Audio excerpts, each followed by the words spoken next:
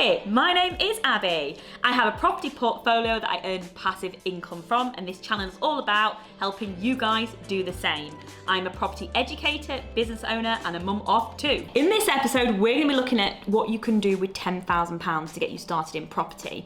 Now, most people, when you talk to them about property investing, think they need a load of money in the bank to get started. They think they need, 30, 40, 50, £200,000 to invest in property. And you don't actually need that money. What you need in property, the major thing that will make you successful is the knowledge. You need to know what you're doing and how to do it. And then property becomes easy. I used to think you needed thousands to invest in property, and it stopped me from getting started on my journey for years, thinking, oh my gosh, property's not for me, it's so expensive, I don't need it. Once my mind opened up and I came and met Touchstone and realised what you could do, I started investing in property with very little. So today we're going to talk about, if you've got £10,000, how do you get started in property?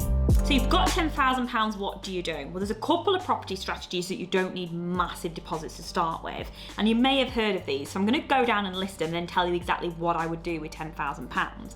Now, the first property strategy that you may or may not have heard of is rent to rent, where you go, rent a property, and then you may put it on booking.com, Airbnb, and you make the difference between what you're being paid the nightly rate and what you pay out to your landlord. For example, one of my rent to rents, I pay the landlord £600 a month, and on booking.com and Airbnb, I make £130 a night. So even after all my costs, I'm making a good amount of money. But that's called rent to rent. You then can go into doing a lease option. A lease option doesn't cost you a lot of money to do. You basically take control of the property and you make the same as a buy-to-let income without putting down a deposit. That's the lease option. The other thing you can do is you can get good at raising joint venture finance. So I bought a property probably 2 weeks ago using someone else's £200,000 to do it. It's a buy, refurb, refinance. So what I'm going to do is lend the money, buy the house, refurb it with the money, refinance it and pay the money back. There's just a few quick, short things you can do. So the first thing you need to do is get educated. You need to know what you're doing.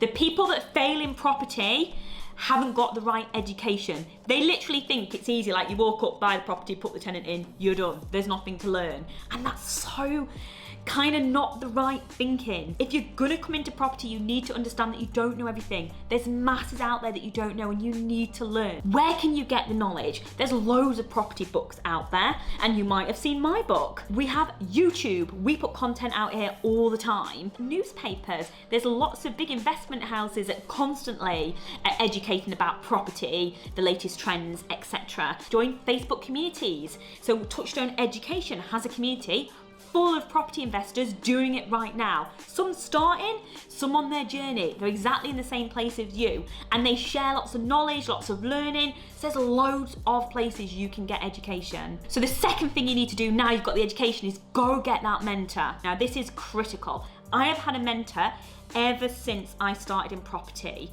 and I speak to my mentor all the time, and I am mentored by them. Why? A mentor's been there, they know, they are a step ahead of where you want to go, or several steps ahead.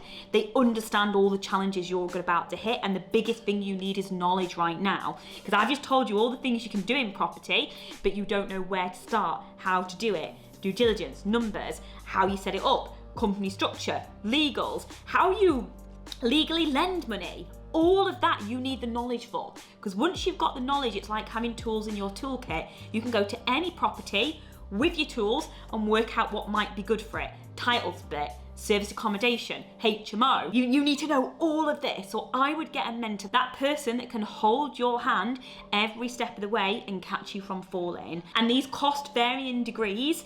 Some you can pay monthly, some you meet weekly, but you need somebody that knows what they're doing. I want to talk to you about someone that's super cool. His name is Jamie. Now, Jamie didn't have loads of cash in the bank. Jamie's actually a structural engineer, so he does all the calculations when you're taking walls down and stuff, and he's got a wife and 2 little children at home, but he knew he wanted to property invest and wasn't sure how.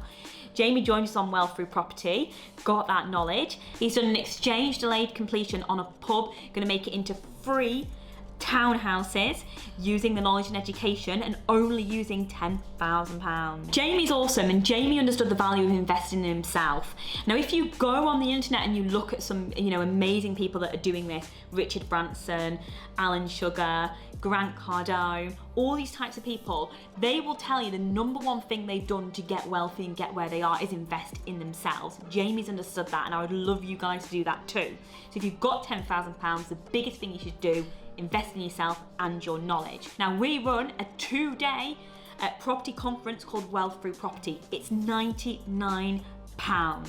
So it's a small investment you can make in yourself. You're going to give up 2 days of your time to come and join us, because if this is really interesting, you think, yeah, I'd like to take it further, I want to know the next step to see if property's right for me or not, or what I might like to do in property, then you need to come and join us on those 2 days. The link is in the description, so click that link and get your ticket, and I cannot wait to get you started. Thank you so much for watching today's episode. I hope it's given you food for thought, and like I say, for years I thought I couldn't get started in property and I didn't have loads of cash in the bank, and it's through education and knowledge that I got going, and I know you can too.